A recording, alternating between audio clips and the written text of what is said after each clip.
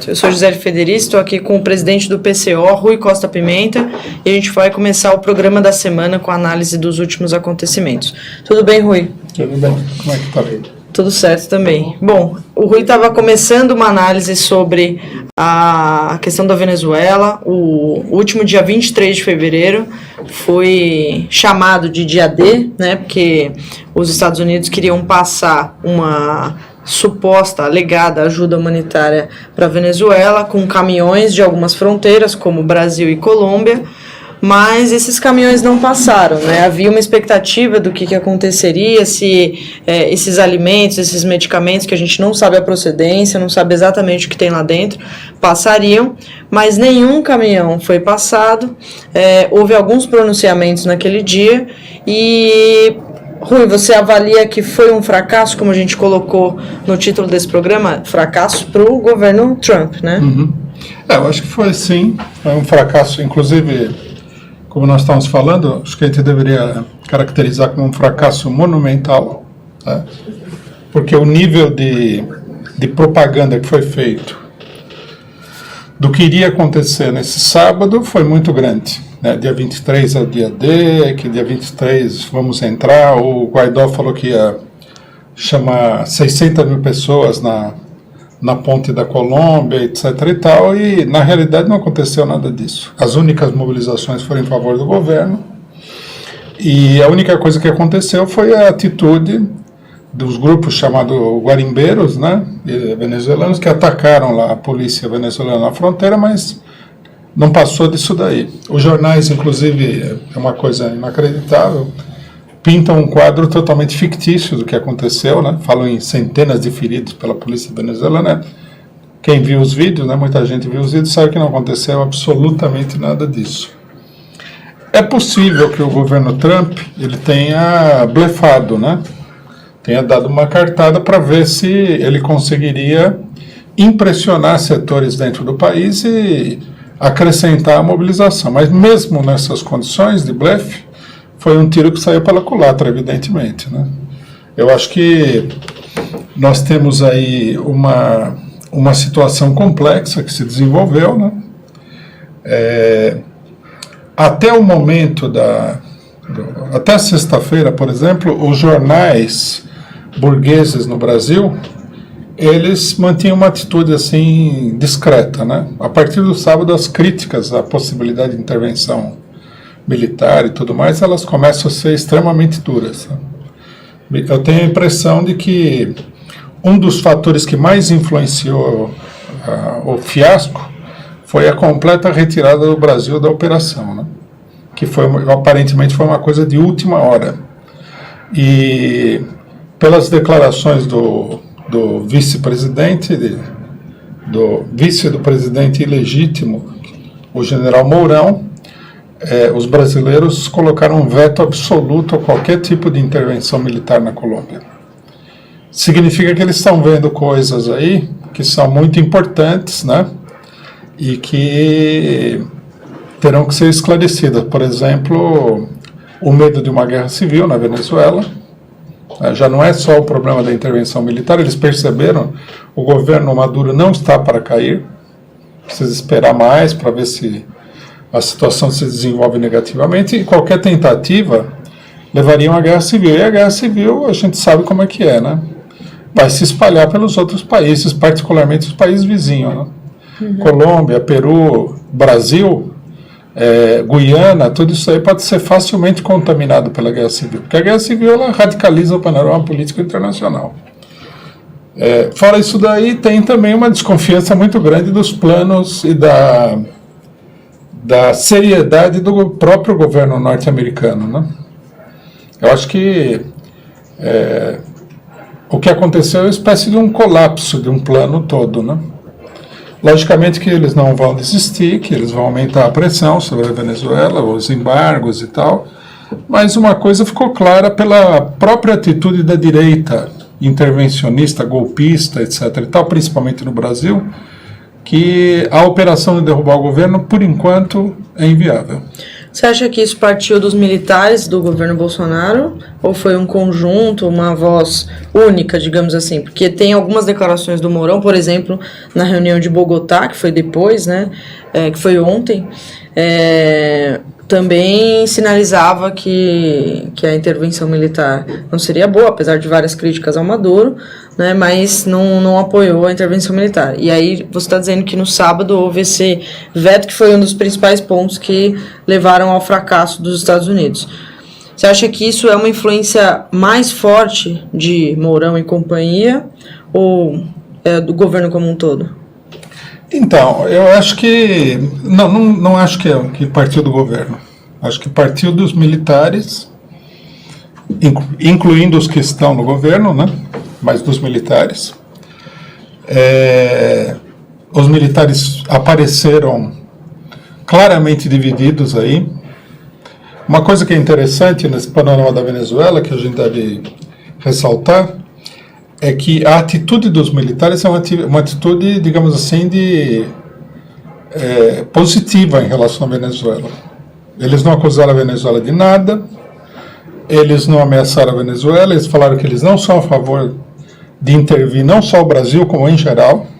Quer dizer, eles, não assim explicitamente, né, porque é uma questão diplomática, mas eles meio que deixaram claro que eles também não querem intervenção norte-americana na Venezuela. E parece que é um histórico de as Forças Armadas brasileiras serem próximas do exército venezuelano, né? Eu acho que, inclusive antes, né, os militares brasileiros haviam vetado um documento que foi assinado pelo chanceler brasileiro, esse maluco aí que colocaram nas relações exteriores, que falava de romper relações com os militares venezuelanos. Eles falaram de jeito nenhum. O problema é que, na realidade, o Brasil tem relações muito grandes com a Venezuela e tem a repercussão política do que está acontecendo lá, né? Outra coisa que foi aventada também na imprensa, acho que nós podemos considerar isso daí, porque é uma realidade, é o seguinte: Venezuela, Brasil, Colômbia e Peru são os países que fazem parte da região amazônica do conjunto, sendo a maior parte no Brasil, né? Uhum. Existe toda uma pressão internacional para uma penetração aí. E eu não sei se é verdade, mas apareceu na imprensa, né, nessas fofocas de bastidores, que o chanceler, o Araújo, havia dito de que eles poderiam permitir a presença de tropas norte-americanas na Amazônia. Isso aí foi também completamente vetado. Quer dizer, acaba que a intervenção na Venezuela é uma ameaça também para o Brasil. Tem também esse detalhe. Respondendo à pergunta anterior, eu não acho que foram só os militares.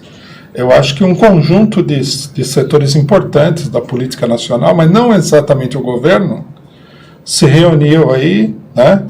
E muita gente deu palpite, muitos capitalistas importantes, etc. e tal, e falaram: não, isso aqui é uma fria. Nós não podemos entrar nisso daí. Alguma ficha caiu aí nessa intervenção que não havia caído antes. O que é positivo, né? É positivo, lógico. Se o Brasil entrasse nessa aventura,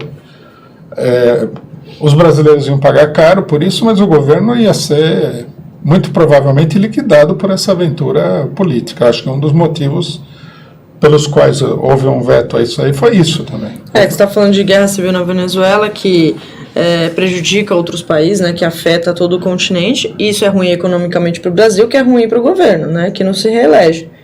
Né, tem um respingo aí que é direto. Né? Não, haveria ruim é relativo, né?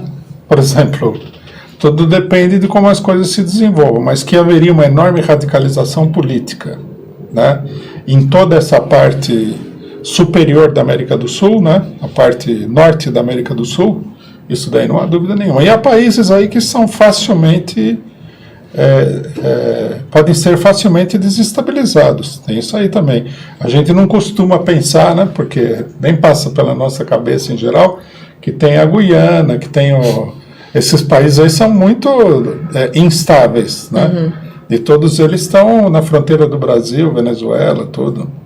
Tem outros pontos aqui que são trazidos pelo Cláudio Alves, que ele manda um superchat e diz: Rui, há também o fato de que a Guerra Civil Colombiana não acabou completamente. O ELN não se desarmou e ainda há remanescentes das Farc. Já passo para você comentar. E uma outra pergunta veio do Nelson Pérez. Rui, boa tarde. Essa recuada tem a ver com a Rússia? Medo de Putin, por exemplo? No primeiro momento, não me pareceu que esse fosse o fator determinante, embora, logicamente, que ele está no cálculo, né? Porque significa o seguinte, que uma incursão militar sobre a Venezuela seria complicada com a ajuda de inteligência, com a ajuda de material militar dos russos e dos chineses também, né? Então, faz parte da coisa, mas não me parece que esse tenha sido o fator determinante nesse momento do recuo. Uhum. Eu acho que o fator determinante é político. O governo não vai cair. Uhum. Se o governo não vai cair, isso se transforma numa operação muito perigosa, expressão que foi usada pelos militares brasileiros, operação perigosa, de alto risco. Como lembrou aí o companheiro, a Colômbia não é um país que está completamente estabilizado, é fácil de você incendiar o país com uma guerra civil em larga escala se tiver na Venezuela, até porque se os colombianos estão ajudando os norte-americanos, os venezuelanos vão ajudar a oposição armada colombiana, a coisa mais natural do mundo. Uhum. Tem o Peru também. O Peru também não é um país estabilizado, né? Aí tem guerrilha no interior do Peru, né? Nós temos que lembrar que o Peru teve uma guerra civil medonha, né, com um verdadeiro genocídio aí, para conter a guerrilha do Sendero Luminoso. Foi muito difícil, o Sendero Luminoso ocupava quase 40% do território peruano. Uhum. Quer dizer, você colocar as coisas nesse patamar aí, é um risco muito grande, né? E no Brasil nós temos uma situação muito delicada, não vamos falar do governo Bolsonaro, mas o governo está numa situação extremamente delicada nesse momento aqui, né? Uhum. Quer dizer, um conjunto de fatores políticos muito complexos, né? Sim.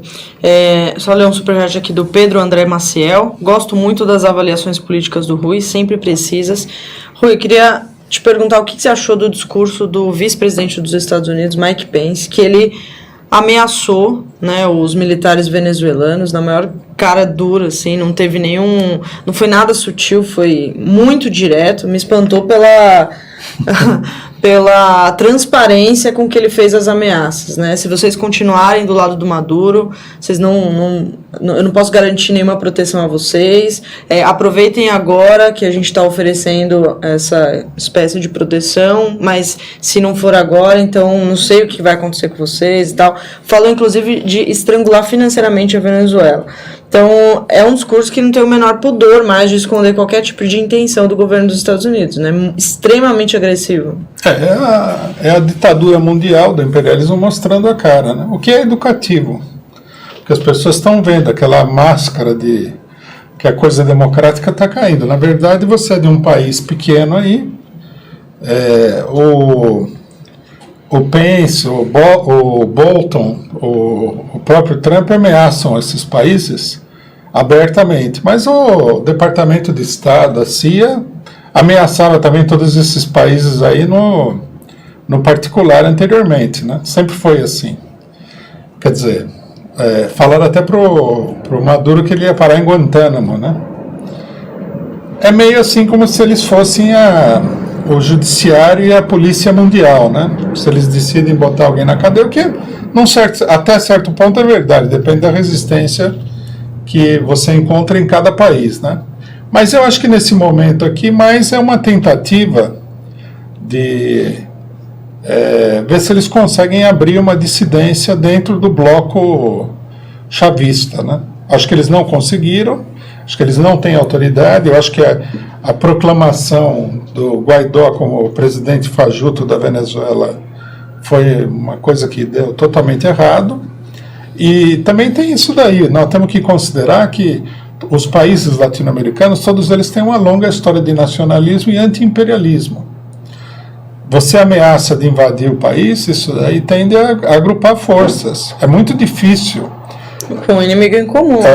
A pessoa chegar e falar, não, eu apoio a invasão norte-americana da Venezuela. É uma coisa difícil de sustentar.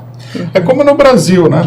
Essa palhaçada norte-americana do Bolsonaro não fez com que ele ganhasse absolutamente nada, né? Ele vai aparecendo assim como um capacho. Até a burguesia brasileira protesta, porque ela sabe também que isso aí não traz legitimidade. Não traz legitimidade, não dá resultado. O povo tem, por mais que haja confusão e despolitização, o pessoal tem um certo brio nacional, né? Aí o cidadão fala... Um pouco de orgulho. Brasil acima de todos, o Brasil acima de tudo. E aí lá ele se mostra aí Se ajoelha, né? Se ajoelha diante dos norte-americanos. Sem falar que o perigo da operação, né? A impressão que eu tive é que o Bolsonaro foi totalmente neutralizado por forças políticas poderosas aí que influenciam o governo de dentro e de fora, né? A Laurita manda aqui um superchat, ela diz: os porta-mísseis russos em poder da Venezuela estão com a mira para nossa fronteira, Boa Vista, Manaus, etc. Abateriam nossos aviões facilmente. Saiu até uma notícia de um site chamado DefesaNet, falando desses mísseis que teriam sido direcionados, etc., ali recentemente, né, no resto da semana, no final da semana. Mas aí depois o Breno disse que não tem como você mobilizar isso em tão pouco tempo, que isso já estava lá e que não é uma notícia de agora, né? Não sei se você tem alguma informação sobre isso. Eu também não sei se é fato isso daí, né? Também é uma especulação que corre, eu ouvi muito falar disso daí. Mas eu tenho a impressão de que, até pelo que aconteceu no sábado, na fronteira do Brasil com a Venezuela, que nem a Venezuela estava esperando que acontecesse alguma coisa importante lá. Os militares brasileiros, na verdade, acabaram sabotando todo o plano, né? O plano ficou restrito à Colômbia, porque você era para mandar não sei quantos caminhões. Aí os caminhões se reduziram a 2 caminhonetes. Isso já é uma coisa bem brasileira, né? O brasileiro, no sábado eu estava falando isso, né? O Brasil é o país em que os ingleses vieram aqui e baixaram um monte de leis contra o tráfico negreiro no século XIX, né? Aí o brasileiro todo falou, não, tá certo, muito bem e tal, mas nunca colocaram nada em prática, né? O Brasil tem isso aí também, essas manobras e tal. É evidente que os militares brasileiros falam, não, tudo bem, vamos levar ajuda humanitária, mas na hora eles falam, não levar ajuda humanitária nenhuma. Inclusive, a gente deve chamar a atenção para 2 fatos que foram importantes. Que um general falou que os acontecimentos na ponte entre o Brasil e a Venezuela era uma agressão. Os outros militares imediatamente calaram ele. Falou, agressão seria se os venezuelanos invadissem o Brasil, tomassem um posto de fronteira e caminhassem para Boa Vista. Aí, a fronteira eles fazem o que eles quiserem. Do lado dentro deles é problema deles, não é problema nosso. E os militares, na sequência, colocaram um policiamento para impedir o enfrentamento, quer dizer, eles não querem saber de enfrentamento. E é provável que os militares venezuelanos e o próprio governo da Venezuela já soubessem disso daí.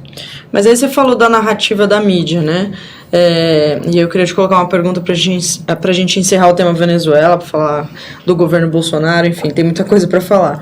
Mas a narrativa da mídia é sempre mostrar pessoas atravessando a fronteira, de mochilas, de malas, etc., venezuelanos que estão fugindo da Venezuela, que estão passando fome, etc., como é que você vê essa articulação para que isso aconteça também? Porque é uma narrativa que é criada ali para que se criem cenas e tudo mais, para preencher esse noticiário, né? CNN, Globo, etc. E aí a mídia sempre busca notícias, né, informações, por exemplo, de 2 militares que deixaram o governo lá Maduro e atravessaram a fronteira. E pode ser verdade, claro, não estou dizendo que isso é uma mentira, mas é um foco muito grande. Essa pressão militar, na verdade, não é nada. Claro, mas são 2, e aí isso dá a impressão, né, no geral, quem está assistindo, que há uma grande muitos soldados desertando e deixando o país, tentando fugir para o Brasil e etc. Como é que você vê essa criação de narrativa? E aí, já lançando uma pergunta para a gente encerrar o tema Venezuela, como é que você acha que vai ser o próximo passo dos Estados Unidos? Porque certamente eles não vão desistir, né? Olha, o problema da imprensa é grave. Eu acho que mereceria todo um debate em particular. A imprensa burguesa, nacional e internacional, porque existe uma cartelização geral da imprensa. Sim. Isso daí, inclusive, denuncia que há forças que vão aí assalariando essa imprensa para apresentar uma versão dos acontecimentos que é totalmente fictícia. Né? Eu tenho o hábito de levar os jornais internacionais, é estarrecedor, porque a imprensa europeia, em geral, costuma ser um pouquinho mais criteriosa, né? Todas elas falam as mesmas coisas, a brasileira exagera mais, o Globo, por exemplo, falou que centenas de pessoas ficaram feridas, morreram não sei quantos, tudo invenção do Globo, mas mostra assim, alguém aí, né, em poderosos interesses, também não é por acaso, que a gente sabe que está em jogo na Venezuela, para fazer essa campanha.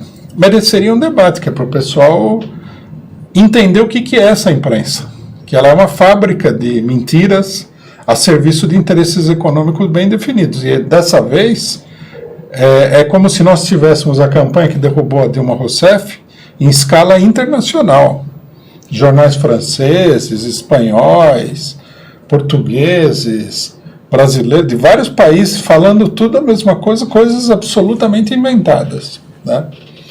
Isso é interessante. Nós, inclusive, nós temos aí no Caos Operário TV, nós inauguramos um programa sobre a Venezuela. E nós temos uma pessoa que está lá, que sempre é positivo, né? Ótimo. E ele, o panorama que ele dá não tem nada a ver com isso. Inclusive a internet fez com que a gente buscasse informações, né, de uns anos para cá, eu diria menos que uma década, mas que agora dá para buscar informações dessas pessoas, que tem correspondentes lá. A gente não fica só na mão de uma mídia corporativa. Então, o Renato Rovai, que é da Fórum, tá lá. Você tá dizendo que tem uma pessoa lá. A Laura Capriglione, do Jornalistas Livres, tá lá. Então, eles fazem vídeos, trazem informações. E aí a gente vê que Caracas não está uma cena de guerra. As pessoas não estão fugindo em centenas. Então, começa a ter um contraponto. Só que a gente tem que ir atrás, né? Não é uma coisa massiva. Não, infelizmente não é. A população está recebendo a informação da TV aberta. Tem que caçar essa informação na internet. É por isso que precisa ter uma luta para acabar com essas concessões aí a meia dúzia de milionários, né? Uhum.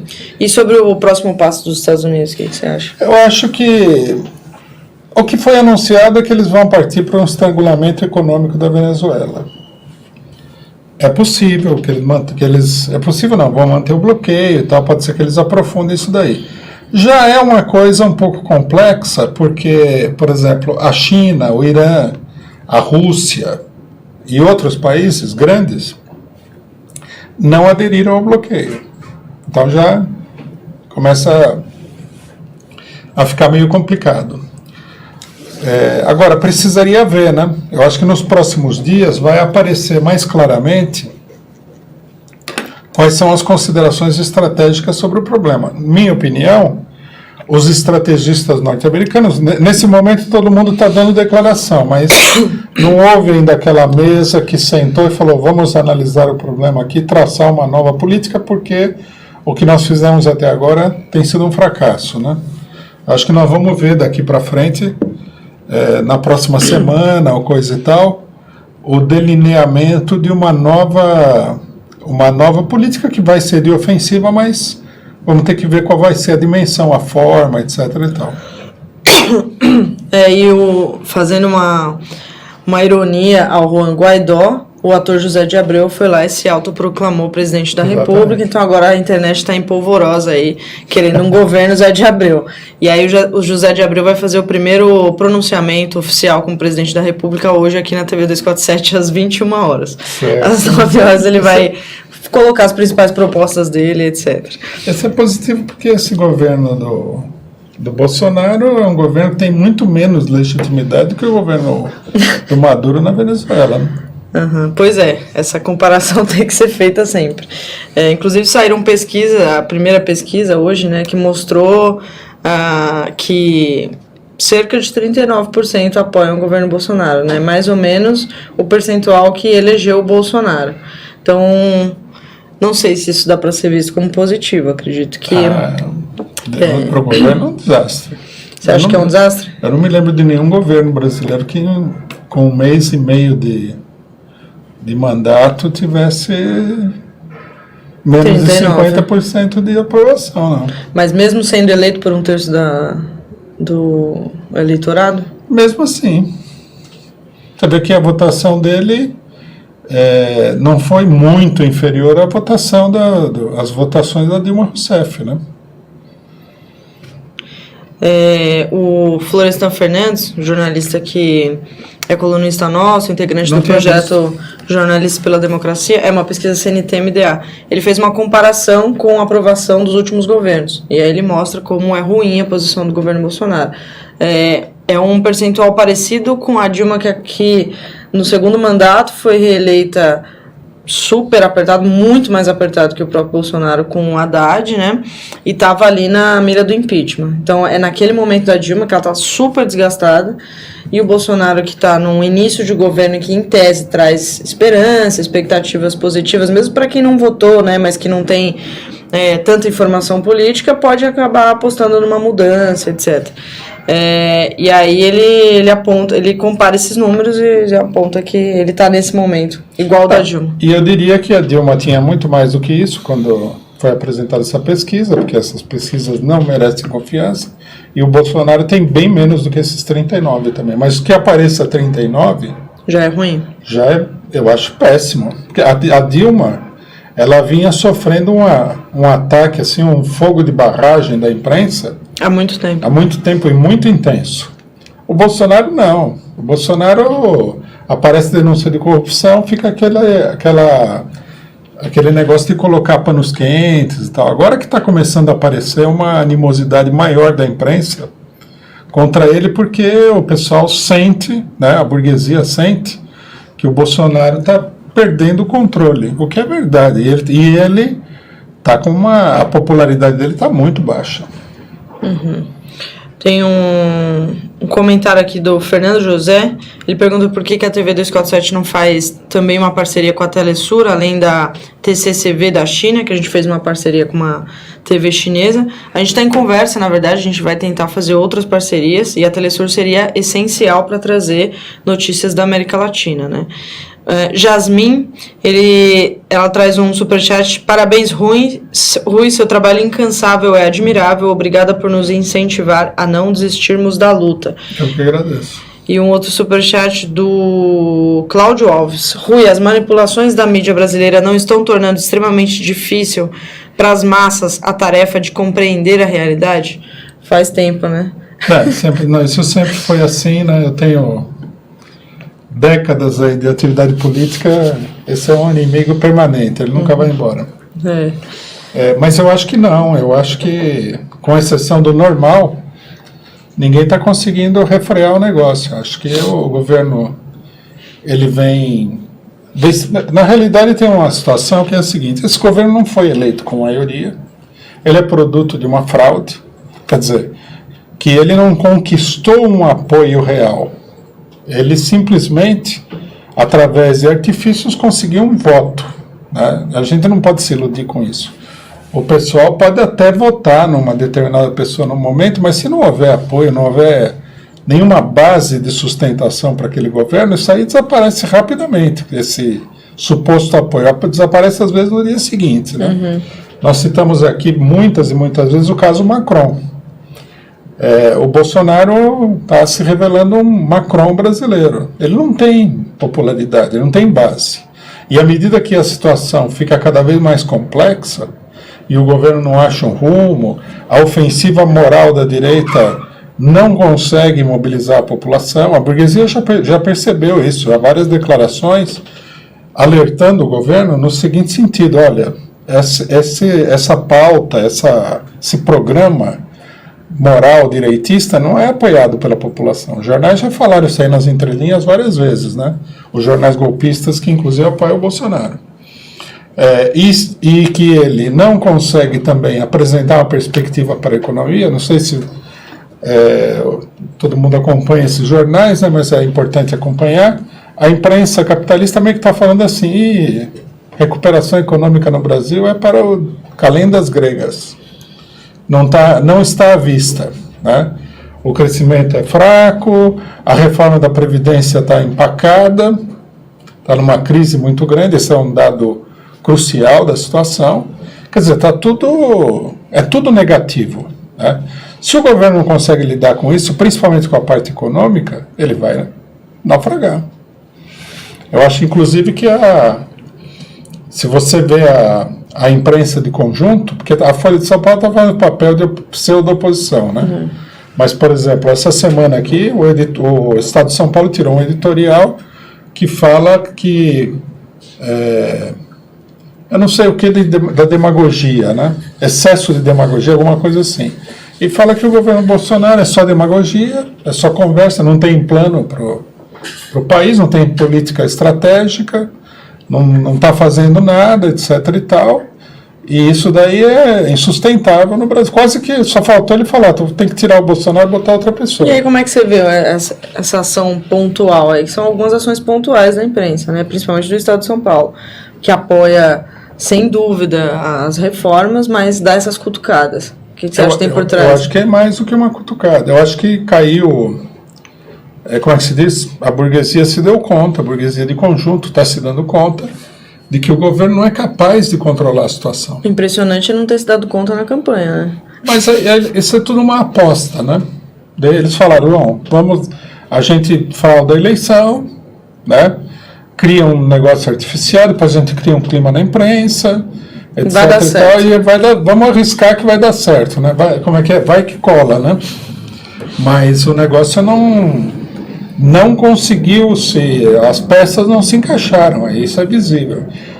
E a gente vê isso aí na questão da reforma da Previdência. Eu não tenho pesquisa nenhuma, mas para mim, pelas manifestações que eu vejo de vários lugares, na imprensa, declarações dos políticos, declaração do Maia, declaração dos jornais, o que eu vejo nas redes sociais, tirando uma média de tudo isso daí, essa é uma das coisas mais impopulares que já foram feitas no Brasil até hoje. Essa pesquisa CNT-MDA pergunta sobre a reforma da Previdência e o resultado é 45, mais ou menos, e 0,6, acho, a favor, 43 contra. Então, uma divisão. Isso aí é impossível, né?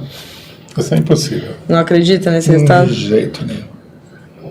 Se tiver aí 15% da população que apoia isso aí porque eles acham que eles vão ganhar com essa reforma aí, é muita coisa. Mas tem um discurso que é bastante difundido, que a gente vai acabar com os privilégios e, em parte, esse discurso é engolido, né? No sentido de, os privilégios de judiciário que ganha muito, o servidor público ganha muito mais, etc. Então, a gente tem que acabar com essa desigualdade no sistema que está quebrado, etc., as contas públicas. Você não acha que isso, de alguma forma, tem um sentido para a população? Não, é um argumento, mas eu acho que não supera o fato. Eu não sei, não supera o fato em si, né? Eu não sei se você viu que tem uns vídeos que estão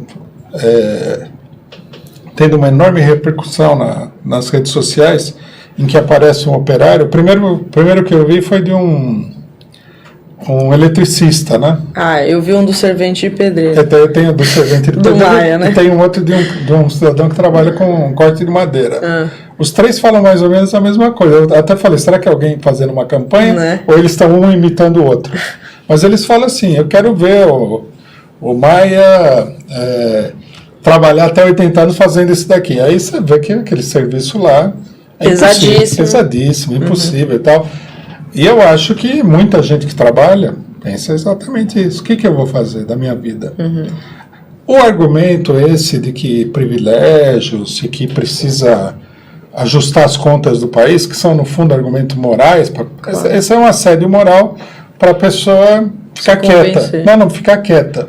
A pessoa está com ódio daquela reforma, mas ela fica com medo de se opor, porque vai parecer assim, é o seu interesse particular, mas não é verdade. É o interesse universal, né? Eu acho que não tem apoio nenhum, inclusive a crise se reflete em todos os lugares, porque a posição dos defensores da reforma, tanto no Congresso Nacional, como na imprensa, etc. e tal, já se transformou numa posição muito defensiva. O pessoal já falou que não tem acordo no Congresso sobre a reforma. Caímos de novo, não tem acordo, né? Quer dizer que o pessoal no Congresso Nacional percebeu que tem uma pressão monumental, um lobby também, né? Tem juízes que estão contra, tem promotor público contra, é um monte de categorias de trabalhadores que estão contra isso daí, né? Em São Paulo temos uma greve já faz quase 20 dias dos servidores municipais contra a reforma em São Paulo. Sim. É muito impopular e está destruindo toda a popularidade que esse governo teve em algum momento, que nunca foi muito grande. Uhum. Inclusive essa greve de servidores municipais aqui já tinha acontecido antes do governo Bolsonaro, e eles voltaram. Acabou o ano legislativo, né? Agora voltou. Não, é muito duro esse ataque. Sampaprev, né? Agora, veja só, uma coisa que eu acho que é importante, que a gente tem que assinalar sobre o movimento político de conjunto é o seguinte: uma única reforma nunca pesa tanto assim, mesmo que o pessoal tenha oposição. Você tem oposição, você fala, bom, esse aqui é muito ruim, estou contra, etc. e tal, mas, né, de conjunto e tal, então você tem aquela oposição localizada, circunscrita, que não se transforma num negócio geral. Não, o que nós temos aqui é uma oposição que está se generalizando ao governo Bolsonaro, ou seja, aos golpistas, né? Nós estamos voltando muito rapidamente, o que é muito sintomático e muito importante, a situação do governo Temer. Uhum. É gravíssima a situação. Eu acho que esse é um dos fatores também que levou os brasileiros a falar, olha, a última coisa que nós vamos fazer aqui é participar de uma crise militar na Venezuela. O chão está queimando atrás da gente, agora nós vamos arrumar mais sarna para se coçar aqui para fora do Brasil? Não dá, não tem condição. E eu acho que eles não só são contra eles participarem, como eles são contra acirrar ainda mais, porque a situação aqui é delicada. Tem 2 superchats aqui com perguntas para você. O Ricardo Lacerda diz: Rui, o jornal Operário RJ publicou um artigo dizendo que o PCO está querendo dividir o PT com o discurso que existe direita no PT. O que você acha? Já te passo. O Wilton Santos pergunta: em março a ONU condenará o Brasil pela perseguição a Lula. Qual seria a repercussão dessa decisão no país e na luta pela liberdade do Lula? E aí, pegando esse gancho do Wilton, tem uma notícia que é quente aqui sobre o Lula, que teve aquela informação trazida pelo Gilmar Mendes de que um ministro do STF estava sendo chantageado, né? Com base nisso, a defesa do Lula quer recorrer à ONU, argumentando que o STF estava sendo chantageado. Então, sem falar na sentença plagiada que é uma avacalhação total. Que tem até a palavra triplex no processo do sítio. Né? Já é debochado de todo mundo. Exatamente. Então, já é também um recurso que vai ser apresentado, mas à Justiça Brasileira, mas tem esse novo recurso que vai ser apresentado à ONU. Queria que você comentasse essas 2 questões sobre o Lula e aí responder a questão aqui do Ricardo Lacerda sobre o PCO. Sobre a direita do PT, eu acho que até é estranho, né? Não existe nenhum partido no mundo, não existe nenhum tipo de organização com mais de uma pessoa, né, que não tem esquerda e direita. Você bota 2 pessoas para fazer uma coisa, a vida divide as pessoas dessa forma, muita pressão e tudo mais. O PT, lógico que tem uma ala direita. E a gente pode ver isso daí na política dos governadores do PT no Nordeste, né, e na política de determinadas figuras da liderança petista, o Tarso Genro, o Haddad. O pessoal não se lembra, né? Mas na época do impeachment da Dilma, o pessoal criticou muito o Zé Eduardo, ministro da Justiça. Muito, mas muito. Porque ele não se mexia e deixava a Polícia Federal pintar e bordar. Então, quer dizer, falar que não tem direita e esquerda no PT, o PT é dividido em 800 frações. Lógico que tem esquerda, tem várias esquerdas e várias direitas, inclusive. Tudo depende da situação. Eu acho que nós não estamos dividindo nada, essa é a realidade. Já está dividido. Já está dividido. O problema é saber, nós como partido, nós favorecemos uma determinada política. O partido não precisa ser nosso, nós não precisamos nem gostar das pessoas que estão brigando, mas o nosso critério em geral é tomar partido. Por exemplo, se os militares brasileiros se dividirem entre uma ala pró-imperialista, direitista, fascista, que não quer intervir na Venezuela, e uma ala que quer intervir na Venezuela, nós vamos dar um jeito de fazer algum tipo de associação com essa ala que não quer intervir, porque essa é a nossa política. Então, isso daí eu acho que as pessoas têm que encarar com normalidade. Nós não podemos ter nenhum tipo de fanatismo em política. As coisas mudam todo dia. Todo problema é um problema de como você faz, né, através de acordos parciais, de discussões e tudo mais, para levar uma determinada política à frente, né? Por exemplo, nós estamos aqui numa defesa incansável do Lula. Mas nós e o Lula nunca tivemos a mesma opinião sobre quase nada. Aí tem gente que fala isso, né? Outro tipo de crítica. Mas vocês criticaram o Lula, criticaram o governo Lula, agora estão defendendo o Lula. Né? Você falou aqui no programa passado, né? A nossa ideológica existe. Não é ideológica. Tem uma divergência ideológica. Que é a forma como conduzir a política, etc., a forma como foi conduzido os governos do PT e várias outras coisas, mas a questão da prisão do Lula, a gente está junto. Não só isso. O nosso critério é um critério estritamente político. Nós não vamos brigar com ninguém, exceto no terreno próprio, onde pode haver uma disputa, sobre questões ideológicas. Olha, o Lula tem a ideologia dele. Está gravando. Está gravando. E nós temos a nossa. Agora, politicamente, nós temos um terreno comum. Lutar pela liberdade do Lula, combater esse governo, combater a farsa judicial. E é isso que é importante. Entendi. A gente tem mais 2 temas importantes para debater aqui. Um deles é a questão do MEC, né? O ministro da Educação, Ricardo Vélez Rodrigues, mandou uma carta para as escolas públicas, para os gestores orientarem as crianças a cantarem o hino nacional, olhando para a bandeira e ainda falar o slogan do governo Bolsonaro. E depois ele voltou atrás só na questão da filmagem. Falou, tudo bem, tá errado, eu errei, não é para filmar. Porque aí ele viu que ele teria um grande problema, que é filmar crianças sem autorização dos pais, né?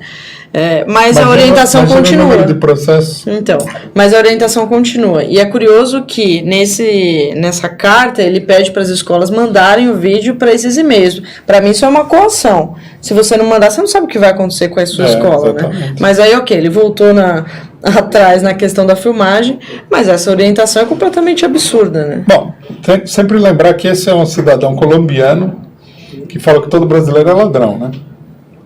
Agora ele quer fascistizar aí a escola. E eu vi aí, né? Eu espero que o pessoal do campo jurídico e parlamentar, que não é bem a nossa atuação, entre com processo contra ele por improbidade administrativa. Tem uma galera já entrando com processo contra ele. Quero que chova processo em cima dele. Se não vai resolver o problema, pelo menos vai causar bastante perturbação, porque agora, depois que eles ficaram aí 2 anos agredindo professores, 2, 3 anos agredindo professores com a escola sem partido, querem usar as criancinhas para fazer campanha eleitoral para o Bolsonaro? Faz favor, né? É muito. As coisas que acontecem aqui são demais. Agora, eu acho também que essas loucuras aí, elas vão levar esse governo a um desmoronamento total. A única salvação dele seria resolver o problema econômico, que não está com o cara que ele vai fazer. Ou seja, o Ricardo Vélez Rodrigues, o Ernesto Araújo e a Damares Alves pode até facilitar a tragédia do governo. Eu acho que é muito desmoralizante. Tem gente de direita aí que está indignado com essas escolhas, né? Porque são coisas muito absurdas, né? É muito absurdo isso aí que ele propôs. Muito. Vai provocar. Eu acho até que os professores deveriam se revoltar, tudo. Já os secretários de Estado de Educação já estão super reativos. A Secretaria de Pernambuco já fez uma nota dizendo que não vai obedecer. Então acho que tem que ter uma revolta geral, né? E lembrar sempre que esse cidadão que é colombiano, falou que todo brasileiro é ladrão, que é um negócio que... Como assim? O que ele continua fazendo no governo do Brasil? O Mercadante disse que ele tinha que sair do Brasil depois dessa declaração. Eu também. Eu acho que ele teria que sair, eu acho que a gente teria que botar ele para fora. Não sair voluntariamente. Não sair voluntariamente. Tem alguns superchats aqui que eu vou ler no fim, mas só pedir antes que tem algumas perguntas aqui, mas só pedir antes pro Rui comentar o fechamento da Ford lá em São Bernardo, que simplesmente a sede nos Estados Unidos anunciou que estava nos planos desse ano fechar essa fábrica de São Bernardo. Tem 2.800 operários que vão perder o emprego diretamente, mas é claro que tem muitos empregos indiretos, né? Muito mesmo. Sim, muitas empresas de fornecedoras de peças, etc. E a gente acabou de falar, a Daiane fez uma entrevista com o presidente do Sindicato dos Metalúrgicos, eles estão tentando reverter isso. O governador aqui de São Paulo disse que já está procurando um comprador para o terreno, né? Como é que você vê essa questão que dá para fazer uma crítica muito direta aí ao capitalismo, né? Que recebeu tantos benefícios e agora... Isso é imperialismo, né? Eles vêm aqui com uma empresa, todo mundo fala que é para o bem do país e dos trabalhadores, estão dando emprego e tudo mais. Eles mandaram muito dinheiro para o estrangeiro, muito mais do que eles investiram aqui. Eles tiveram todas as facilidades desde que eles chegaram, né? Receberam incentivo fiscal, obras de infraestrutura, formação de mão de obra, tudo que eles não pagaram absolutamente nada por isso. Tiveram muito incentivo fiscal durante toda a história das montadoras no Brasil. Torpedearam todas as tentativas das empresas brasileiras e do Estado de constituir empresas de fabricação de veículos nacionais, né? Lembrar que a FENEME foi levada à falência por isso, que a Gurgel foi levada à falência por isso, por essas multinacionais, levaram à falência várias empresas de autopeças, que muitas são brasileiras e tudo mais. E depois eles pegam e falam, não está dando o lucro que eu gostaria que desse, e sai. Né? Ou eles estão saindo daqui, na verdade não é por um motivo, eu escutei até no rádio, quando estava vindo para cá, um cidadão falando a besteira de que, não, mas é que o carro da Ford, o Fiesta, cansou o público. Mas o problema não é esse daí. Você pode adaptar a fábrica para fabricar outro carro. Muda o modelo da fábrica. Muda o modelo, isso aí é simples, é só a placa do carro e tudo mais é só uma ferramenta, o resto você compra das pessoas. Os trabalhadores fabricam Fiesta, fabricam um caminhão também, não tem diferença nenhuma. Podiam fabricar alguma coisa útil. Eles, na verdade, estão saindo para conseguir uma mão de obra mais barata, né? Porque a mão de obra no ABC ela é uma mão de obra mais bem remunerada, porque é um sindicato mais poderoso do que os outros. Eles vão, como fizeram, não tem a Ford na Bahia, eles abriram uma fábrica na Bahia. Por que eles abriram na Bahia? Porque na Bahia a organização sindical é muito inferior em São Paulo. Esse foi o único motivo. Né? E hoje em dia no Brasil não é como era antes, onde você só conseguia uma rentabilidade em São Paulo, onde é perto do maior porto da América Latina, onde tem infraestrutura, onde tem bastante mão de obra, etc. Você consegue estrutura em outros lugares. Você consegue em outros lugares. O mais provável é que eles abram uma outra fábrica com outro modelo, que poderia ser essa mesma, sem demitir esses milhares de operários aí, num lugar onde eles consigam pagar muito menos, ainda mais agora com a reforma trabalhista, né? É uma espécie de, como é que se diz? Demite todo mundo para contratar o pessoal pela metade do preço. É mais ou menos isso. Inclusive, eles já anunciaram que tem a intenção de fazer uma nova unidade focada em SUV, né? Mas não falou lugar ainda, então é possível que seja num lugar muito mais em conta. Poderia ser aqui mesmo. Poderia ser aqui mesmo. Eu acho, né? Hoje teve um ato público lá, né? Uma assembleia dos trabalhadores, não sei exatamente o que decidiram, pelo que está sendo ventilado aí, vão tentar fazer uma pressão sobre dirigentes da montadora, autoridades, etc. e tal. Eu acho que os operários deviam ocupar a fábrica. Deviam ocupar a fábrica e tocar para frente. Né? Existem milhares de fábricas aí no mundo inteiro que foram à falência, porque os capitalistas, eles, na verdade, assim, o empreendedorismo é viver do dinheiro do Estado, né? Dinheiro do Estado e mão de obra ultra barata. Esse que é o segredo do empreendedorismo. Ou seja, o verdadeiro capitalismo selvagem, o fechamento da Ford, né? Aí, em muitos casos, eu conheço vários, os trabalhadores pegam a fábrica e tocam para frente. Porque os capitalistas não conseguem tocar, não vale a pena, consideram que não vale a pena. E eu acho que isso daí, com o governo Bolsonaro, inclusive, com a reforma trabalhista, com a crise econômica, vai ter muito caso. Deve já estar acontecendo em muitos lugares. A Ford chama muita atenção, porque é uma fábrica de primeiro plano, né? Mas já deve ter aí milhares de fábricas que estão fechando de novo. Né? Parece que nós estamos vendo de novo o governo Collor, que fechou milhares de fábricas, e o governo FHC, que fechou mais outra quantidade enorme de empresas, né? E tudo isso daí é o desenvolvimento do capitalismo, né? Pois é. Tem uma pergunta aqui da Sueli Souza. Boa tarde, Rui. Deputados e vereadores, senadores têm família e óbvio que têm idosos. Seriam capazes de votar a favor contra a aposentadoria destes? Eu acho que a aposentadoria do vovô do deputado é plenamente compensada pelo que ele vai ganhar para votar isso daí. Porque ninguém pode acreditar seriamente que alguém vai votar isso aí porque está convencido que é a melhor coisa para o Brasil, né? Essa é uma medida, inclusive, cruel.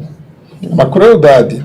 Todo mundo sabe que milhões de pessoas vão sofrer com essa reforma da Previdência. Se ele vai votar, é como se ele votasse assim, para jogar uma bomba no Rio de Janeiro, né, uma bomba atômica. Para a pessoa votar nisso daí, a não ser que ele realmente tenha um ódio muito profundo dos cariocas, ele tem que ganhar alguma coisa com isso. A primeira coisa é a passagem para sair do Rio de Janeiro, né? Primeira coisa. O Emanuel Lobo pergunta, Rui, pode explicar qual deveria ser a postura da esquerda nesse momento? É hora de greve geral?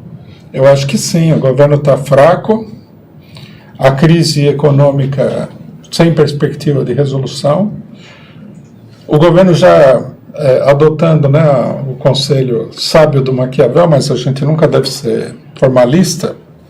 Maquiavel falava, o mal que você tiver que fazer, faça tudo de uma vez e logo no começo. E o bem você distribui em pequenas parcelas depois, né? Mas isso daí nem sempre dá certo. O governo soltou aí uma chuva de maldade sobre a população e essa chuva está se voltando contra ele rapidamente. Porque ele visivelmente não tem capacidade para sustentar todo esse ataque, né? Acho que sim, que é o momento de mobilização contra o governo. Mais uma vez, nós estamos naquela situação em que as direções políticas de esquerda podem deixar passar a oportunidade. Quando o Bolsonaro ganhou a eleição, e a gente falou, tem que levantar o fora Bolsonaro e tudo mais, o pessoal todo, não, porque vieram com aquela conversa que eu já ouvi também milhões de vezes sobre todos os governos, que quando o governo ganha, você tem que respeitar, ou então você tem que esperar para ver se ele se desgasta. Uns 100 dias, então. Nós estamos vendo que não é bobagem, isso do governo está muito enfraquecido. E você falou na semana passada que essas mobilizações colocariam o governo numa posição de pressão total, né? Empurrar contra a parede, encurralar mesmo, e aí eles poderiam não sobreviver a isso. E lembrar que esse é um governo que, diferentemente de governos democráticos, tipo o governo do PT e tudo mais, ele não é um governo muito flexível. Ele não tem nem a flexibilidade de um PSDB, que já é um governo de direita. E é bem menos flexível do que o governo do PT, a pressão popular. Então, o que acontece é o seguinte, se você não dobra, você quebra. Nesse sentido, esse é um governo perigoso para a burguesia, né? Tem... Cláudio Alves mandou a pergunta ainda sobre a Venezuela. A intervenção na Venezuela e o apoio ao Bolsonaro não são atos de desespero da direita, este provocado talvez pela crise mundial do capitalismo? E o Fernandes da Silva Filho mandou um superchat com várias perguntas. Se a reforma não passar, o Bolsonaro cai? O Moro vai ser preso algum dia? A liderança do Haddad não transformará o PT em um novo PSDB? Muita coisa, né? Muita coisa. Bom, rapidamente. A questão da Venezuela, eu acho que o governo do PT, nós temos que entender também que as relações entre os países, ela não pode ser vista como uma coisa totalmente conspirativa. Que todo mundo sabe o que está acontecendo. Os Estados Unidos, o governo norte-americano, as corporações e tudo mais, eles têm o hábito de pegar os países mais pobres e jogar na fogueira no lugar deles. Uma coisa natural, eles são muito poderosos, né? Eles, por exemplo, fizeram o Iraque realizar uma guerra contra o Irã, para enfraquecer a Revolução Iraniana na época. Isso aí é muito comum. O governo Bolsonaro é um governo do baixo clero, um governo bastante desorientado, confuso e contraditório, que desde o primeiro momento foi falado isso daí. Eu acho que eles impulsionaram esses cachorros loucos mais direitistas, né? Os outros ficaram na expectativa, mas foi um fracasso. O negócio da Venezuela não é uma tentativa do Bolsonaro de sair da crise. Da Venezuela, sim, é um otimismo dos bolsonaristas de que isso daí, essa aliança com os Estados Unidos vai dar um bom negócio. Mas aqui no Brasil tem muita gente que é de direita, não é tão tonto assim, né? O normal numa aliança política é você falar, tudo bem, você quer que eu vou lá, é que nem aquele... Tem um personagem na televisão, né? Do Jô Soares, que era o Gardelon, né? Aí aparecia um amigo dele e falava assim, vai lá na torcida do Corinthians e grita, viva o Palmeiras e tal. Aí o cidadão olhava e falou assim, você quer que eu vou na torcida do Corinthians e grito, viva o Palmeiras? E quanto é que eu vou ganhar por isso daí? Aí eu vou oferecer uma mixaria para ele, né? Falar, muito amigo. Tem gente no Brasil que não é trouxa, né? Que vai falar, muito amigo, vou invadir a Venezuela, e aí, o que eu ganho com isso? Exato. Então, isso aí é um problema. Bom, aí tem um monte de coisa. Se o Moro vai ser preso, vamos deixar para um próximo programa. Que o Moro seja preso, que a gente pode falar. E se a reforma não passar, se o Bolsonaro cai, fica ali fragilizado. Eu acho que o Bolsonaro está entrando num período de turbulência já. Rapidamente. O Jorge, ele tá criticando aqui, dizendo, chega de ler só os superchats, nós queremos a democracia, todos têm o mesmo direito de serem lidos. Eu leio comentários também que não sejam superchats, mas o programa do Rui tem muitos superchats, então eu tenho que ler todos. Mas eu li aqui comentários que não eram também, por exemplo, do Emanuel Lobo, que estava perguntando agora sobre a esquerda, e vou fechar aqui com o do Plínio Aquino. Ele diz, perfeita análise do Rui Costa Pimenta, e ele coloca um desenho de uma pimenta. É preciso ver que a conjuntura muda a cada momento, mas temos que tomar partido. Valeu, Rui, obrigada por mais essa semana. Semana que vem, com certeza, vai ter muito mais notícia, como sempre. Como sempre. E é isso, obrigada pela audiência. Vamos debatendo, né? 5h30 a gente vai fazer uma reunião com membros e assinantes. A gente já mandou o link tanto para os assinantes na newsletter, quanto para os membros lá na comunidade do YouTube, a gente postou o link. Então, quem puder participar, a gente daqui 20 minutos vai estar online. Valeu, gente, obrigada.